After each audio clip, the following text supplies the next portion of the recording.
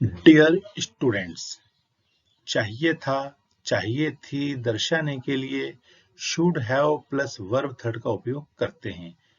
जैसे तुम्हें मुझे फोन कर लेना चाहिए था, तुम्हें मुझसे बात कर लेनी चाहिए थी। आज हम बात करेंगे कि चाहिए था, चाहिए थी के इंग्लिश क्या यूज करते हैं। तो आपके सामने है, चाहिए था, चाहिए थी के लिए हम should have plus verb third का उपयोग करते हैं। एग्जाम्पल, तुम्हें मुझे फोन कर लेना चाहिए था, तुम्हें मुझसे बात कर लेनी चाहिए थी। अब यही आज हम आगे सीखेंगे।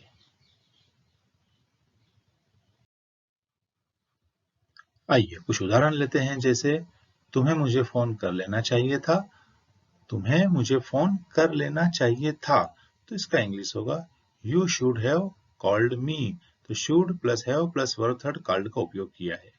तुम्हें मुझे फोन कर लेना चाहिए था, you should have called me. तुम्हें मुझसे बात कर लेनी चाहिए थी, you should have talked to me. तुम्हें मुझसे बात कर लेनी चाहिए थी, you should have talked to me. हमें वहीं रुक जाना चाहिए था, we should have stayed there. हमें वहीं रुक जाना चाहिए था, we should have stayed there.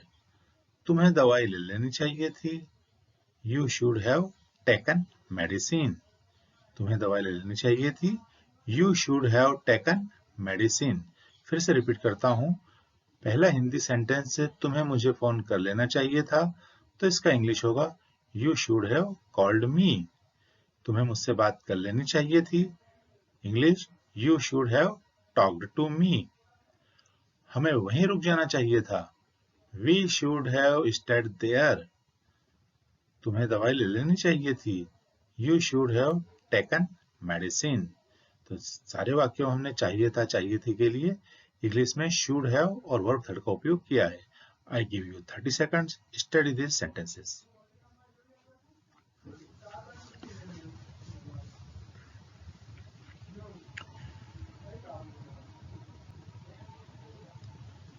जाना नहीं है, पूरा ध्यान सेंटेंसेस पर लगाना है। समझने की कोशिश कीजिए हिंदी क्या है और उसका इंग्लिश क्या है।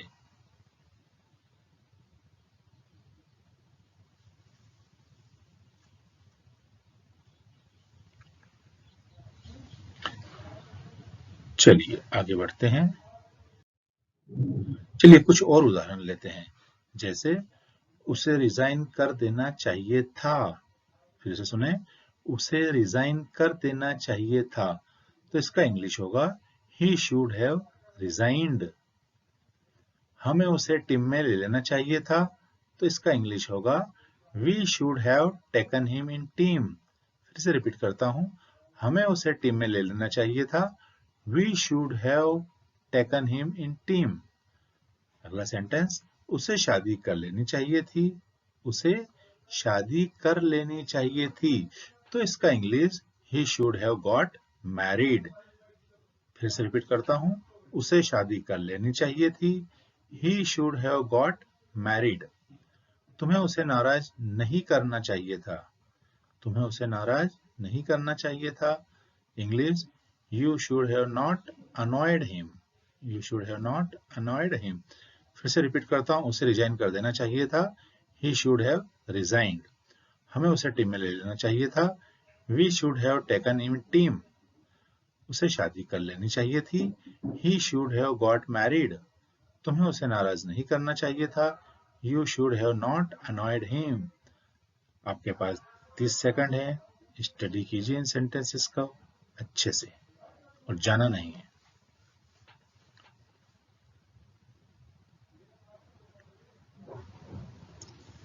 चाहिए था, चाहिए थी के लिए हम शुड हैव और उसके बाद वर्ब थर्ड का उपयोग कर रहे हैं।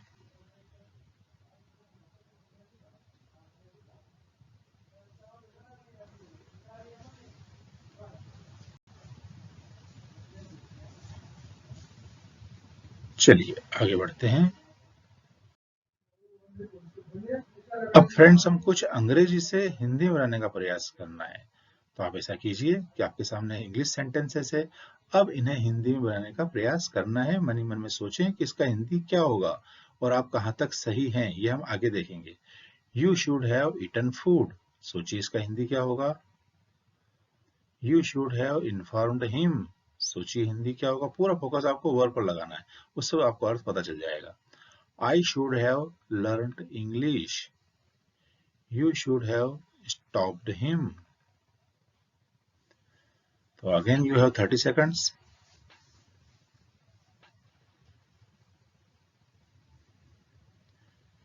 तो वर्ब का अर्थ निकालने का प्रयास करेंगे तो सेंटेंस का अर्थ निकल जाएगा। इससे पहले वाक्य में ईटन खाना खाने से संबंधित, दूसरे वाक्य में इन्फॉर्म मैसेज देने से संबंधित, लर्न का मतलब सीखना, सीखने से संबंधित, स्टॉप का मतलब रोकना, रोकने से संबंधित। माने ये अर्थ आसानी से बनेंगे।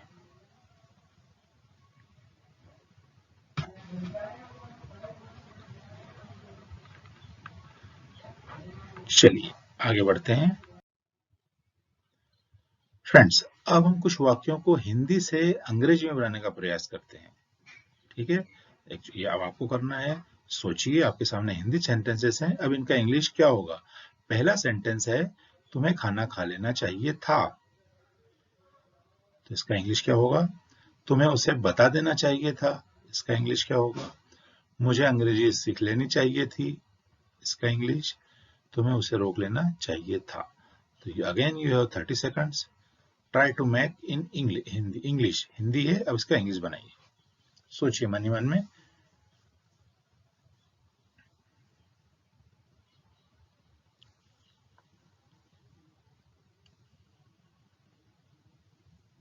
जो भी वर्ब आप यूज करते हैं उसका थर्ड फॉर्म पर फोकस कीजिए।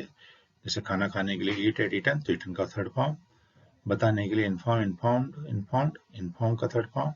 सीखने के लिए लर्न लर्न लर्नड लर्नड, तो लर्न का थर्ड फॉर्म। और रोकने के लिए stop, stop stopped stopped, verb third पर फोकस कीजिए। तो बहुत सेंटेंस आसान है, इतना डिफिकल्ट नहीं है।